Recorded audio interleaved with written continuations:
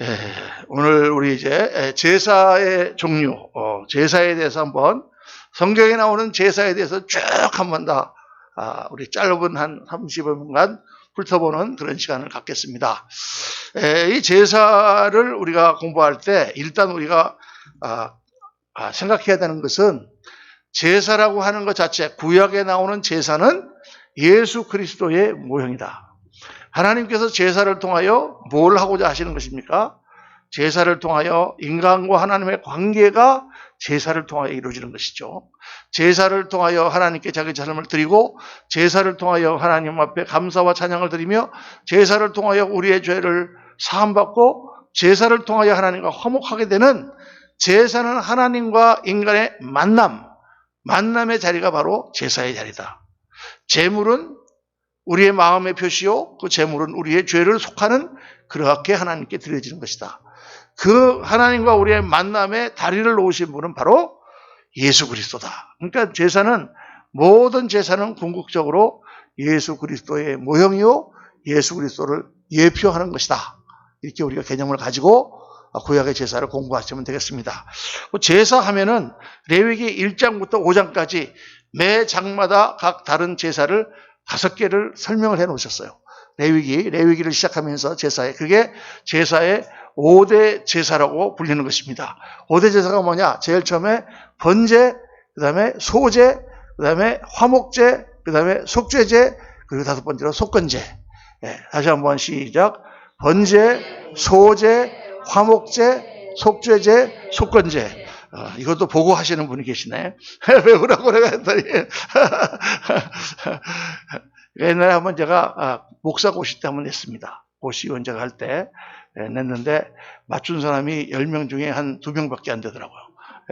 이 정도는 보통 교회에서 다 배워야 되는데 주일학교를 나쁜 데 나와가지고 그런 건지 그랬어요. 그래서 오늘 한번 이 5대 제사는 뭐냐면 제사의 목적에 따라서 달라지는 것입니다.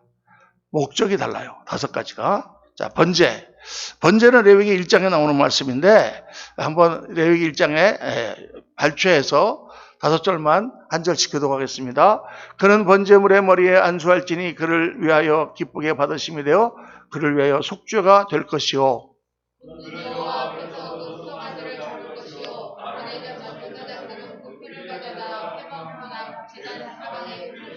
그는 또 그 번제물의 가죽을 벗기고 각을 뜰 것이요.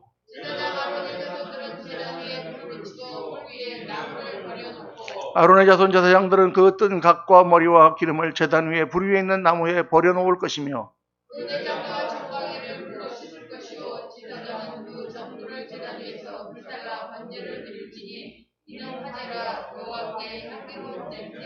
이게 이제 그 레위기 1장부터 쭉 전장이 이 번제를 드리는 그런 것에 대해서 설명을 다 하고 있는데 다 읽기가 좀 어려워. 그러니까 그 중에서 제일 중요한 부분을 제가 이렇게 발췌해서 같이 한번 읽어봤습니다. 그 내용을 대충 보면은 되게 아시겠죠. 이 흠없는 수컷으로 제사를 드리는데 번제라고 하는 것은 이 무슨 개념이냐? 번제는 기본적으로 하나님께 드리는 제사입니다. 가장 기본적이고 가장 일반적인 제사다. 하나님께서 율법을 주시기 전부터 아벨의 제사부터 시작해갖고 노아의 제사, 아브라함의 제사, 이삭의 제사, 야곱의 제사가 다 이 번제를 하나님께 드린 것이었어요. 그런데 그것을 하나님께서 규례를 더 잡아가지고 이렇게 가르쳐 주신 것이죠. 그러니까 번제는 기본적으로 하나님 앞에 나 자신을 헌신하여 드리는 제사로 하나님의 은총을 입는 제사다. 죄인인 인간이 하나님을 만나고 하나님 앞에 나가기 위하여 하나님과 관계 회복을 위하여 드리는 제사다. 이렇게 일반적으로 보면 되겠습니다. 그러니까 우리가 예수 그리스도를 믿을 때, 예수님을 나의 주님으로 영접할 때, 그때 우리는 하나님과 관계가 회복되고 우리가 하나님의 자녀가 되고 그리고 하나님과 보좌 앞에 담대히 나갈 수가 있게 되지 않습니까? 바로 이 기본적인 개념의 제사가 번제인데, 번제라고 하는 단어의 원어는 올라입니다. 올라. 그래서 올라라고 해서 이거는 올라가다라는 뜻이에요. 우리나라 말하고 어떻게 비슷합니다. 올라. 그래서 올라가다. 하나님 앞에 제물 전체를 태워 향기로 올려드리는 것이다. 그래서 이제 번제를 레위기 1장을 자세히 보면은 흠없는 수컷으로 드리라. 하나님께 드리는 것은 항상 흠없는 것으로 드리다라는 것을 굉장히 강조했어요. 예.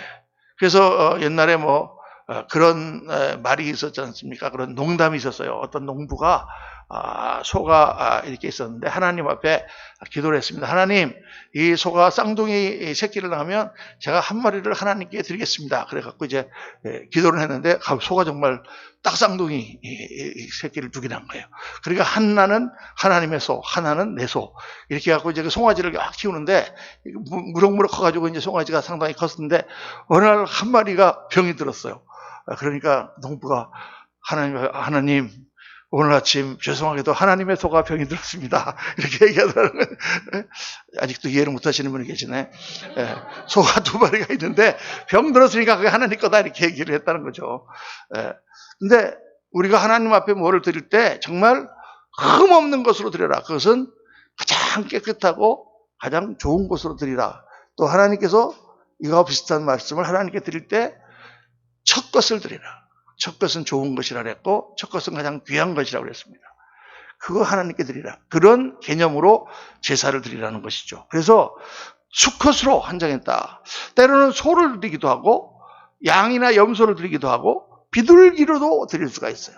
왜 수컷으로 드리라 그랬냐? 수컷은 대표의 의미가 있습니다. 수컷이라고 할 때 대표. 그러니까 성막을 공부할 때도 보면 성막에 수양의 가죽으로 이렇게 장막을 덮지 않습니까? 왜 수양이냐? 예수님이 남자이기 때문에, 물론 그렇죠. 그 예표이긴 한데, 이 수컷이라고 나오는 것은 항상 대표의 의미가 있다. 그러면 언제 송아지로 드리고, 언제 양으로 드리고, 언제 비둘기로 드리느냐? 3가지 이유가 있는데, 첫째는 경제적으로 그 사람이 소를 드릴 만하면 소를 드리고, 그 다음에 양밖에 못 드릴 것 같으면 양을 드리고, 그것도 못 드리는 사람은 비둘기를 가지고 와서 번제를 드렸다. 이렇게 생각하면 됩니다. 첫째. 그 둘째는 그 사람이 하나님 앞에 드리고 싶은 죄의 경중을 따라서, 죄가 많다거나 나중에 이제 속죄제라든가 이렇게 나오는데 속건제 같은 것도 보면은 죄가 많을 때는 양으로 드리고 죄가 적으면은 비둘기로 드린다거나 이렇게 하기도 하고, 또 하나님께서 특별히 이것을 소로 드리라 그러면 소로 드려야 되는 거죠. 송아지로 드리라 그러면 송아지로 드리고, 양으로 드리라 그러면 양으로 드리고, 그런 결국은 같은 개념이지만 그때마다 다르다. 그래서 이 제사는 제사 제물을 가지고 오면 제물을 놓고 본인이 그 제물에게 안수하여 자기 자신을 동일시한다 그랬죠. 제사를 처음 지난 주간 배울 때 제물과 나를 동일시하고 내 죄를 제물에게 전가하여 그 제물이 나 대신에 심판을 받는, 죄값을 받는 그런 개념이다. 제사장이 직접 잡아서 그 피를 단 사면에다가 뿌리고 가죽을 다 벗기고 그리고 그거를 각을 뜹니다. 각을 뜬다는 것은 토막을 낸다는 거죠. 그래서 먼저 뿔과 네 다리를 다 잘라내고, 그리고 나서 정갱이와 내장을 씻습니다. 정갱이는 이제 이 다리를 말하는 거죠. 다리와 내장은 더러운 것이니까. 다리는 다니면서 흙이 많이 묻고, 그 다음에 내장은 더러우니까 그걸 다 씻어가지고 한 다음에 전부 다 태워서 화제로 하나님께 드린다. 나중에 화제를 공부하겠지만, 화제는 불로 태워서 하나님께 드린다. 이거는 하나님께 향기를 드린다는 것이죠. 하나님께 나를 불태워서 하나님께 드리는 그런 개념이다. 그래서 우리가 예수 그리스도께서는 우리의 번제물이 되시고, 정말 우리는 예수를 믿음으로 하나님과 내가 하나가 되는, 하나님께 나의 향기를 올려드리는 그러한 하나님의 자녀가 된다. 그것이 이제 번제의 의미다. 이렇게 우리가 볼 수가 있습니다. 둘째는 소제. 레위기 2장에 보면 소제가 나오는데, 소제, 레위기 2장 1절부터 3절까지 한번 다 같이 한번 읽겠습니다. 누구든지 소제의 예물을 여호와께 드리려거든 고운 가루로 예물을 삼아 그 위에 기름을 붓고 또 그 위에 유향을 놓아 아론의 자손 제사장들에게로 가져갈 것이요, 제사장은 그 고운 가루 한 움큼과 기름과 그 모든 유향을 가져다가 기념물로 제단 위에서 불사를 지니 이는 화제라, 여호와께 향기로운 냄새니라. 그 소제물에 남은 것은 아론과 그의 자손에게 돌릴 것이니 이는 여호와의 화제물 중에 지극히 거룩한 것이니라. 소제는 한마디로 감사와 헌신의 제사입니다. 근데 소제는 모든 제사 중에 유일하게 피를 뿌리지 않고 드리는 제사예요. 왜? 소제는 하나님께 곡물로 드리는 제사이기 때문에. 곡물로. 그래서 고운 가루, 밀가루라든가 또는 전병, 그거를 반죽한 그러한 무교병을 가지고 거기에다가 기름을 붓고 그 위에 유향을 뿌린 다음에 그거를 하나님께 드리는데, 제사장은 그것을 한 줍을 잡아서 하나님께 불태워서 향기로 드리고 나머지는 제사장들이 다 나눠서 먹는, 우리가 성막을 공부할 때 떡상이 있고 떡상 위에 12개의 무교병이 놓여 있고 그것은 다 하나님께 드린 다음 일주일마다 갈아가지고 제사장들이 다 나눠 먹는다. 그런 개념이라고 그랬죠. 그러니까 이거는 하나님께 드리는 예물이 하나님의 종들을 위하여, 하나님의 사역을 위하여 쓰여지는 것이다라는 것을 상징하는 것입니다. 그런데 이 히브리 원어로 이거를 민카라고 하는데, 민카라는 것은 선물이라는 개념입니다. 선물. 그러니까 하나님 앞에 선물을 드리는 거예요. 그러니까 구약에 보면 여러 군데 제물과 예물을 하나님께 드릴 때 이렇게 나와 있습니다. 제물과 예물. 제물은 뭐고 예물은 뭐냐? 똑같은 건데 예물이라는 것은 하나님 앞에 선물을 드린다는 개념이 더 강한 거죠. 선물을 드린다. 그래서 제사와 예물을 기뻐하시지 아니하며, 사무엘상 3장 14절 보면 엘리 집의 죄악은 제물이나 예물로나 영영이 속함을 얻지 못하리라. 또 시편 40편에 보면은 주께서 나의 귀를 통하여 들리시기를 제사와 예물을 기뻐하지 아니하시고 이렇게 말씀하고, 다니엘서 9장 20절에 보면 그가 그 일의 절반에 제사와 예물을 금할 것이며, 그러니까 제사라는 것과 예물이라는 게 이렇게 같이 나와 있는 것이죠. 그래서 이 개념은 뭐냐면 하나님 앞에 나의 감사의 제사를 드리는 것입니다. 그러니까 앞에서 번제를 우리가 묵상하면서 우리가 예수 그리스도를 믿고 하나님 앞에 나 자신을 드릴 때에 정말 주님과 내가 하나가 되고 나 자신을 주님 앞에 헌신하는 그런 그리스도인으로 그런 예배와 그러한 삶을 살아야 되는 것. 동시에 이 소제를 드릴 때 이것은 뭡니까? 늘 받은 은혜를 감사하고 하나님께 찬양의 제사를 드리는 거죠. 예수 믿는 사람의 삶은 근본적으로 우리의 베이식 모든 기본적인 우리의 개념이 감사와 찬양입니다. 감사와 찬양이 우리의 모든 삶의 기본이 되어 있어야 돼요. 항상 기뻐하라, 쉬지 말고 기도하라, 범사에 감사하라.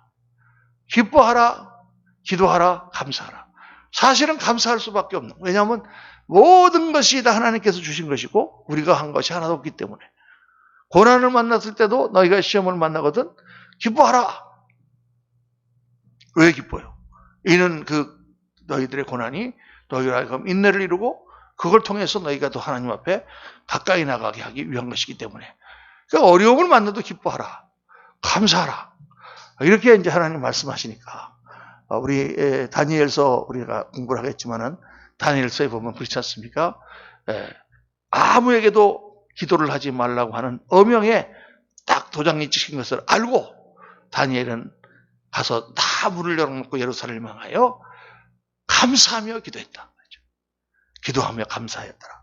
기도하였더라까지는 이해가 되는데 뭐 감사할 일입니까 그게? 지금 자기가 사자굴에 들어가야 되는 상황인데. 그런데 그런 상황 가운데서도 감사를. 그러니까 하나님 앞에 늘 소제의 제사를 드립니다. 소제의 제사를. 그래서 제가 이제 늘 이걸 한번 실천을 해보려고 언제부터인가 제가 늘 하여간 매주일 한국에 오니까 이제 주일 헌금을 이렇게 드리더라고요. 다 주일 헌금을 이렇게 드리시는데 뭐 저는 미국에서 이렇게 주일 헌금이라는 개념은 11조를 안 내시는 분들이 안 내는 건 줄 알았어요. 그랬더니 한국에 오니까 또 주일 헌금은 따로 내고 11조 따로 내고 성경헌금 따로 내시고 다 이렇게 하시더라고요. 그런데 뭐 전 잘 모르니까. 그래서 저는 늘 감사헌금을 매주 드립니다. 하나님 앞에. 지난 한 주간 돌아보면 너무 감사하잖아요. 하나님께 너무 감사합니다. 소제를 하나님께 늘 올리겠다고 하는 마음으로 그렇게 했더니 이거는 그냥 제가 경험한 건데 참 감사한 거는 하나님 앞에 감사의 예물을 잘 드리면 하나님께서 반드시 보상을 해주세요. 그래서 물질적으로 고난을 별로 당하지 않고 기름이 떨어지지 않는 그런 축복을 받습니다. 이게 헌금 드리라고 제가 드리는 말씀이 아니라 제가 해보니까 그렇더라고요. 그래서 우리의 예배와 우리의 삶 속에 감사가 끊이지 않아야 된다. 자, 세 번째, 화목제. 자, 한번 우리 레위기 3장 1절에서 3절 또 5절 한 절씩 교독하겠습니다. 사람이 만일 화목제의 제물을 예물로 드리되 서로 드리려면 수컷이나 암컷이나 흠없는 것으로 여호와 앞에 드릴지니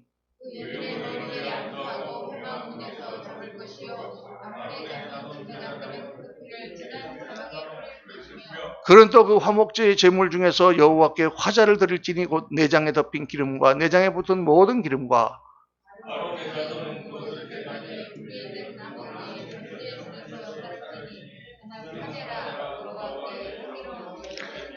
이 하나님께 드리는 제물 중에 아무것도 드려도 되는 것은 이 화목제밖에 없어요.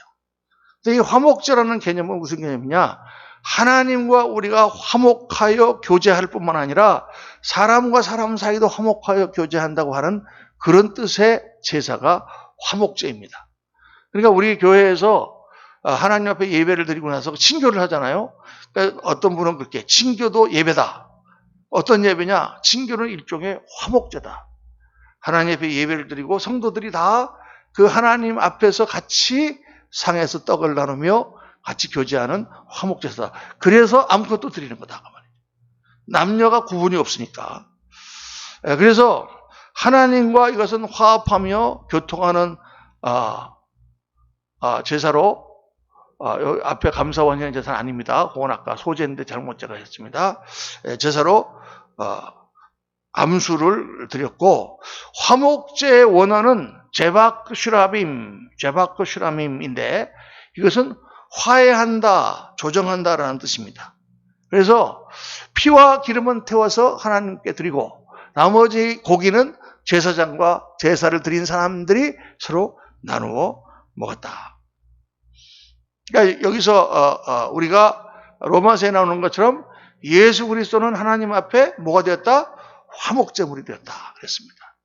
온전한 화목제물, 하나님과 우리 사이를 화목케 하는 화목제물이며 동시에 사람과 사람 사이를 화목케 하는 화목제물이세요. 그러니까 여러분 교회에 나와서도 서로 이렇게 사이가 나쁘신 분들 있잖아요. 교회를 같이 다니면서도 부부가 사이가 나쁜 분들도 있어요. 그렇죠. 교회를 다니면서도 형제들끼리 사이가 안 좋으신 분들이 있어요. 근데 어떻게 하면 그걸 화해를 할 것이냐. 뭐 서로 간에 이야기도 하고 상담도 하고 뭐 만나서 서로 따져보기도 하고 여러 가지가 있겠지만은 제일 기본이 되는 화해는 예수 그리스도의 제자로서 그분을 묵상하는 것입니다. 내가 정말 예수님의 제자가 되었다면 예수님이 나를 위하여 죽으시고 나를 위하여 희생제물이 되셨는데 형제가 나한테 그 정도 하는 거 가지고 내가 그것 때문에 교회를 파괴하고 형제와의 사이가 천국에 흠이 가면 되겠는가? 예수 그리스도께서 어떤 옛날에 목사님이 그런 간증을 하셨어요. 부부가 이제 이혼 직전에 목사님한테 상담을 하러 왔는데 뭐 서로 간에 성격이 달라가지고 이게 이제 부부가 다르면 꼭 이런 것도 있잖아요. 뭐 막 부인은 옷을 거는데 이쪽으로 계속 걸고 남편은 계속 이쪽으로 걸고 그걸 갖다 매번 하다가 싸운다든가 뭐 밥그릇을 계속 찬장에 엎어놓는데 이 사람은 계속 이게 세워놓고 뭐 그런 거 갖고 싸운다든가 뭐 그런 것이 이제 모든 면에서 다 성격이 다른 사람들이 있어요. 그런 분들이 있더라고. 제가 이렇게 보니까 처음부터까지 열까지 다 달라요. 우리도 처음에 결혼할 때 집사람하고 많이 달랐는데 살다 보니까 서로 간에 이렇게 돼갖고 바꿨어요. 그래갖고 옛날에는 막 제가 이렇게 널어놓고 다니고 우리 집사람은 막 깔끔하게 정리하고 막 그러지 않으면 막 못 사는 그런 사람이었는데 한 몇십 년 살다 보니까 제가 이렇게 나이가 들면서 여성 호르몬이 늘었는지 막 격리가 안 하면 나는 불안하고 집사람은 막 널어놓고 다녀. 뭐 그렇게 널어놓는 건 아니지만은 그래서 옛날보다는 달라졌어요. 이렇게 이제 좀 화합을 하면 좋은데 끝까지 안 그러시는 분들이 있어요. 그게 이제 어떻게 그걸 갖다가 상담을 하겠습니까? 서로 만나면 저쪽 욕만 하는데. 그래서 그 목사님이 한 분씩 따로 만나가지고 다른 거 아무 얘기도 안 하고 예수 그리스도의 십자가의 복음을 다시 한번 설명해 주고 예수님에 대해서 한 시간 동안 얘기를 하고 내보내고 또 딴 분도 마찬가지고 그렇게 복음을 전하고 그리스도를 우리가 섬기는 도를 전했더니 둘이서 화해가 됐더라. 뭐 이런 간증을 하시더라고요. 예. 저는 아직 못 해봤는데 정말 그런 것 같아요. 정말 예수님을 정말 생각한다면 그런 것 정도 가지고 그렇게 뭐 서로 간에 원수진 것처럼 그렇게 할 필요가 있는가. 예수님은 하나님과 우리를 화목케 하실 뿐만 아니라 사람과 사람 사이도 화목케 하시는 화목제물이시다. 자, 화목제물입니다. 세 번째로. 네 번째, 속죄제. 속죄제. 레위기 4장에 나오는 말씀 한 절씩 교독합니다. 기름 부음을 받은 제사장은 그 숫송아지의 피를 가지고 회막에 들어가서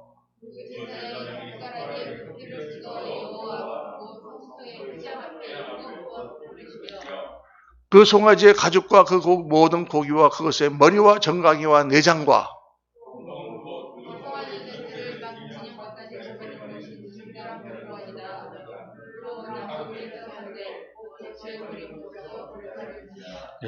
그러니까 이 속죄제는 보면은 다 모든 것을 태워가지고 심지어는 내장과 모든 배설물까지 다 태워서 진 밖에 갔다가 그 죄를 버리라. 이거는 죄를 속함받는 그러한 제사입니다. 속죄제는 특별히 율법에 어긋나는 죄를 범했을 때, 물론 율법에 내가 살인했다 그러면 그 사람은 사람들이 그 사람을 법에 의해서 죽입니다. 살인에 대한 대가를 받기 때문에 사형으로 다스리지만 그렇지 않은 그렇게 뭐 세상적인 벌을 받는 그런 것도 하나님 앞에 내가 속죄를 하기 위해서는 속죄제를 드려야 된다. 그래서 이제 보통 법에 어긋나는 그런 모든 죄를 속죄하는 것이 속죄제다. 속건제는 법에는 그렇게 어긋나지 않아도 또 그렇게 우리가 중요하게 여기지 않는 것이라도 하나님 앞에 죄를 지은 가벼운 죄에 대한 것은 속건제다. 이렇게 보면 될 것입니다. 이 속죄제는 하타트라는 것이 죄라는 뜻인데 앞에 하가 아니고 타에 이게 붙어야 됩니다.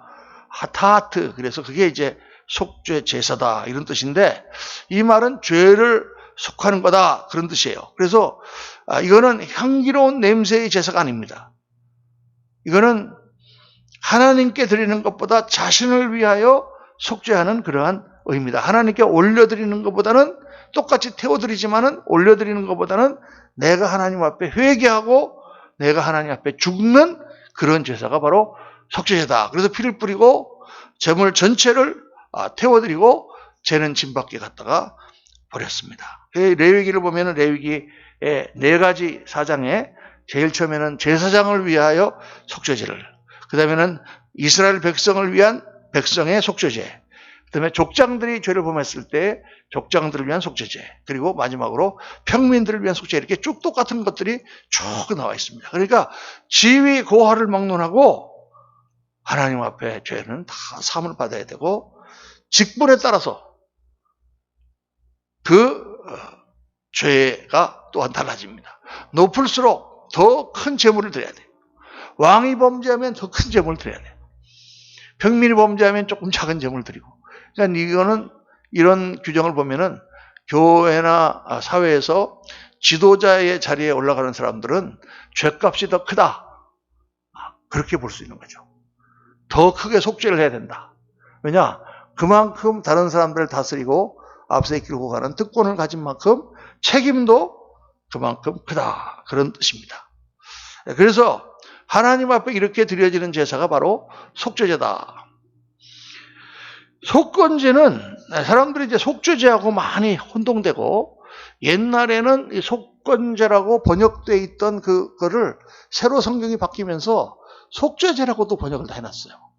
아마 학자들의 의견이 다르니까 이제 우겨서 그런 것 같은데 속건제라는 것은 자 레위기 5장 14절에서 16절 석절이는 다 같이 한번 읽겠습니다.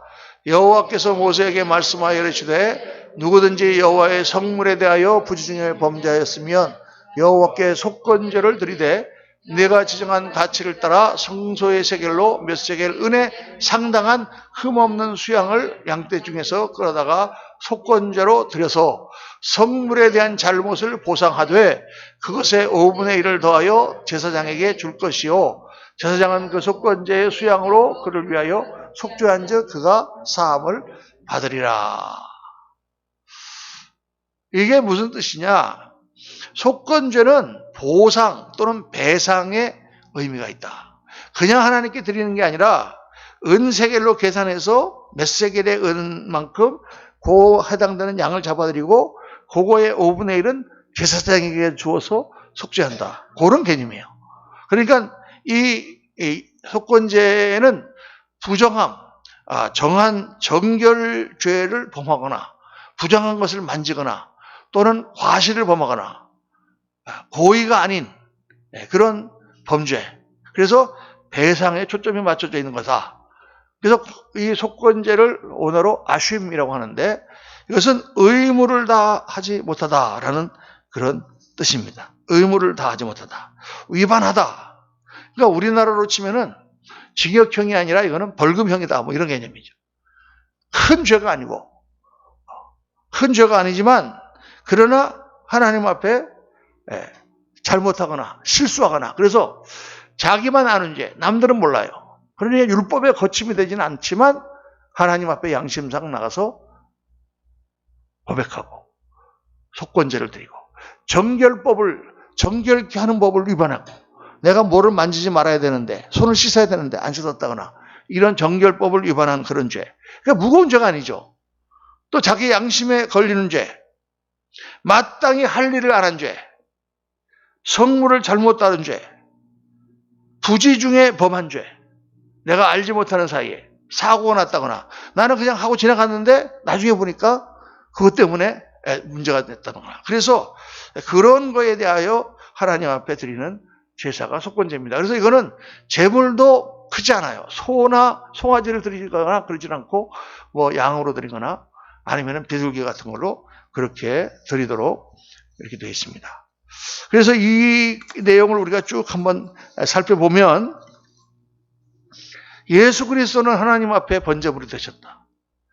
우리가 그리스도를 통하여 죄에 대하여 죽고 하나님의 백성이 되었음을 보여주죠. 예수 그리스도는 하나님 앞에 소제물이 되셨습니다.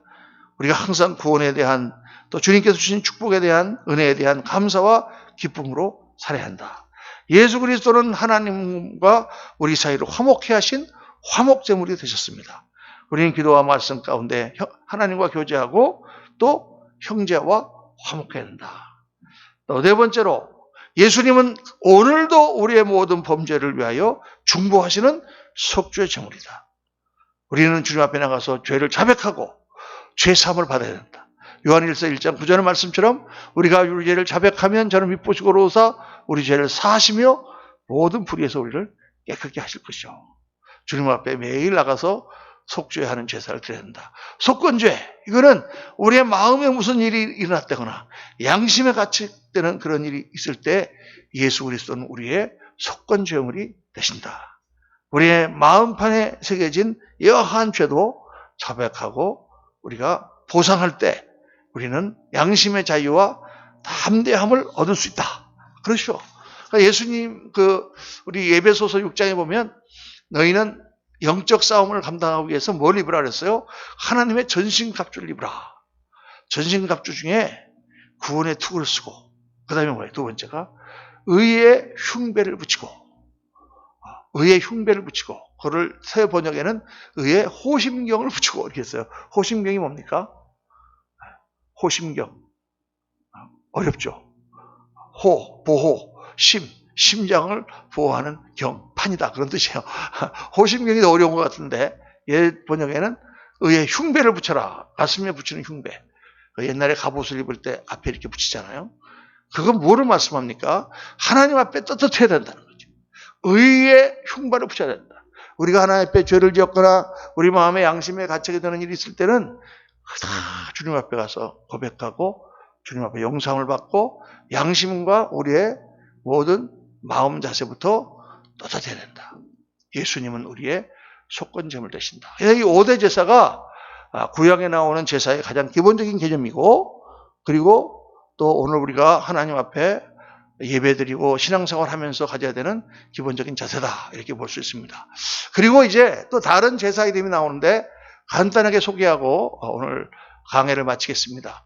제사는 이렇게 5대 제사, 번제, 소제, 화목제, 속죄제, 속건제가 제사를 드리는 목적에 따라서 하나님께 제사를 드리는 거고, 그 제사를 드리는 방법은 때에 따라서 다르게 말하는 거예요. 화제는 뭐야? 화제는 불로 태워서 연기로 하나님 앞에 향기를 올려드리는 제사다. 이걸 화제라고 합니다.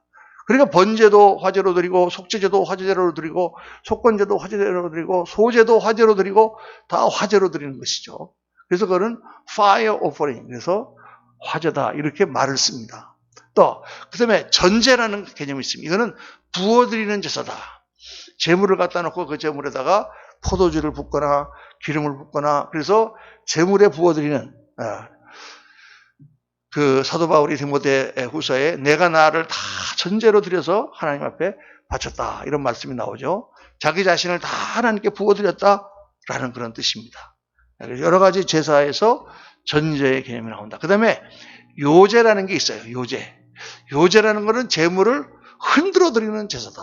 그러니까 주로 이제 위임제라든가 또는 속건제도 제물을 나눠 먹거든요. 보상하고. 화목제뿐만 아니라 또 화목제도 그렇죠. 그럴 때 앞에서 흔들어서 하나님 앞에 넓적다리 같은 거를 흔들어서 하나님 앞에 드리고, 일단 하나님이 받으셨고, 그리고 이제 그거를 같이 나눠 먹는 것입니다. 그러니까 다시 말하면 우리가 뭐 식사 기도를 하고 밥을 먹는 거하고 좀 비슷한 개념이라고 할까? 하여간 요제는 위임제라든가 나병 환자가 다 나아서 속건제를 드리거나 그럴 때에 하나님 앞에 제물을 흔들어서 보여드리고 드린 다음 나눠 먹는 개념이다. 그러면 거제라는 게 있어요. 거제는 뭐냐? 화목제에서 제사장의 몫을 나누어 가지고 먹을 때에 넓적다리 같은 거나 가슴살을 하나님 앞에 높이 들어서 하나님 앞에 보여드리고, 그리고 그것을 나눠 먹는 게 거제다.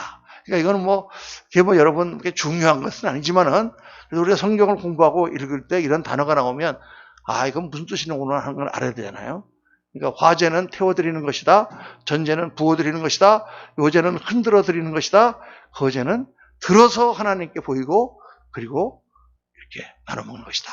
이게 이런 게 나옵니다. 또 제사의 이름, 다른 제사의 이름들이 있어요. 그 중에 첫째가 자원제가 있습니다. 자원제. 레위기 7장이나 신명기에 보면은 나오는데, 이거는 일반적인 감사의 표현으로 드리는 제사가 자원제입니다. 내가 하나님 앞에 어느 날 참 하나님 너무 감사합니다 하고 내가 하나님 앞에 가서 제사를 드린다 할 때 그게 자원제. 성경에 내가 자원제를 하나님께 드리리다라든가 자원제를 드릴 때는 이렇게 드리라는 내용이 나오죠. 우리가 일반적으로 드리는 감사 헌금이라든가 그런 것이 자원제다, 이렇게 볼 수가 있습니다. 그 다음에 낙헌제라는 게 나옵니다. 낙헌제는 감사제라고도 하는데, 이거는 특별한 은혜에 감사를 드리는 거죠. 우리가 무슨 아이를 낳았는데 하나님 참 아들을 주셨습니다, 감사합니다. 낙헌제를 드리는 거죠. 생일을 맞았는데 하나님 감사합니다. 제목을 가지고 하나님께 드리는 게 낙헌제라. 이렇게 번역을 낙헌제라고 했어요. 그래서 이거는 땡스기빙 오퍼닝이라든가 그런 말로 하나님 앞에 드리는 제가 있습니다. 또 서원제가 있습니다. 서원제. 이거는 하나님 앞에 무엇을 서원하며 드리는 제사다. 그래서 이게 다 이제 화목제물 같은 그런 거를 드릴 때 이런 것들이 종종 나옵니다. 그래서 이런 자원제나 낙헌제나 서원제들은 모두 번제나 화목제로 드려졌고, 레위기 7장 16절에 보면 그러나 그 희생의 예물이 서원이나 자원의 예물이면 그 희생을 드린 날에 먹을 것이요 그 남은 것은 이튿날에도 먹되, 이렇게 기록이 되어 있습니다. 그래서 이런 것들은 이제 감사를 드리고 같이 나눠 먹고 하는 그런 예물이었다. 마지막으로 위임제라는 것이 있었습니다. 그것은 제사장들을 성별할 때 드리는 제사다. 우리나라 우리 요즘 말로 치면은 목사 안수식, 안수 예배다, 이렇게 볼 수 있는 거죠. 제사장을 성별할 때에 하나님의 제사를 드리는 것을 위임제다. 이런 단어들이 성경에 나옵니다. 여러분들이 낙헌제라는 것은 하나님 앞에 특별한 일로 드리는 감사의 제사로구나. 자원제는 범사에 하나님 앞에 드리는 감사의 제사로구나. 서원제는 무엇을 서원할 때 하나님 앞에 드리는 제사로구나. 위임제는 제사장을 성별할 때 드리는 제사로구나. 이렇게 아시면 되겠습니다. 오늘 말씀 공부를 마치면서 이제 더 이상 우리는 구약의 제사는 하나님 앞에 드리지 않습니다. 그러나 예수 그리스도께서 모든 제사의 제물이 되시고 그분이 우리의 대제사장이 되시죠. 우리는 그리스도로 말미암아 하나님 앞에 담대히 나아가는 하나님의 자녀들이 되었고, 우리가 예수 그리스도만 붙들면 그리스도로 말미암아 우리의 죄사함을 받고 하나님과 화목하며 우리의 모든 삶의 감사와 하나님께 드리는 사명과 우리들의 모든 일들을 하나님께서 정리해 주신다. 다시 한번 그리스도 앞에 감사하며 믿음을 새롭게 하는 이 시간 되시기를 예수님 이름으로 축원합니다. 기도하겠습니다. 할렐루야. 감사하신 아버지 하나님, 저희들이 이제 5대 제사와 여러 가지 다른 제사들의 종류를 묵상하며 레위기까지 연대기 공부를 마쳤습니다. 구약에 나오는 성막과 출애굽에 나오는 모든 사건들과 이 모든 것들을 보면서 얼마나 하나님께서는 구약의 예수 그리스도에 대한 많은 것을 예표하시고 또 모형으로 보여주시고 계시하셨는지 정말 이루 말할 수 없습니다. 하나님께서 이러한 정말 치밀하면서도 자세한 내용으로 우리에게 가르쳐 주신 예수 그리스도, 정말 저희가 단순히 그냥 주님을 믿는 것이 아니라 우리의 생각과 우리의 모든 것들이 정말 깊어지고 넓어지며 주님을 뜨겁게 사랑하며 우리의 인생에 정말 예수님을 중심에 모시고 하나님이 기뻐하시는 아름답고 영광된 삶을 살아가는 저희들 되도록 도와주시기를 간절히 빌고 원합니다. 저희들 특별히 오늘 제사를 공부하며 우리의 예배가 어떤 예배가 되어야 되는가, 우리 예배가 하나님께 나를 온전히 드리는 번제가 되게 하시며 감사로 드리는 소제가 되게 하시며 하나님과 또 사람들과 화목하는 화목제가 되게 하시고 우리의 모든 죄를 주님 앞에 고백하고 사함받는 속죄제가 되게 하시고 내 마음에 있는 작은 것이라도 다 깨끗하게 성결하게 씻는 속건제가 될 수 있도록 하나님 저희를 붙드시고 인도하여 주옵소서. 사랑하는 성도님들 오늘도 지켜주시고 오늘도 주 안에서 강건케 하시며 믿음 가운데 감사하고 기쁨이 충만한 성도님들 다 되도록 은혜 베풀어 주시기를 간절히 빌고 오나올 때 모든 말씀 우리 구주 예수 그리스도 이름으로 축복하며 기도하옵나이다. 아멘.